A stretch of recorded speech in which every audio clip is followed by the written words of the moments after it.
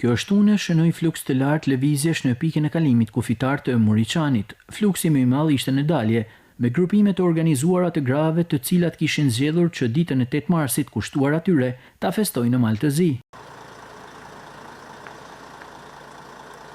Po në Maltëzi, për festën e 8 marsit, ju uroj gjithë grave nënave gëzuar festën, edhe jemi me grupin e punës. Në Maltëzi, me grup, po, jemi bërë një grup shoqesh, ne kemi qenë pensioniste, por na kanë ftuar këto shoqet, koleget e tjera.